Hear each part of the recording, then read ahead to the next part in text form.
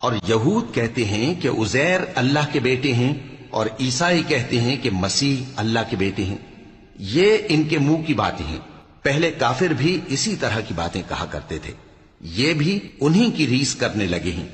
اللہ ان کو ہلاک کرے، یہ کہاں بہکے پھرتے ہیں۔ انہوں نے اپنے علماء اور مشائخ اور مسیح ابن مریم کو اللہ کے سوا معبود بنا لیا، حالانکہ ان کو یہ حکم دیا گیا تھا کہ معبود واحد کے سوا کسی کی عبادت نہ کریں، اس کے سوا کوئی معبود نہیں، اور وہ ان لوگوں کے شریک مقرر کرنے سے پاک ہے۔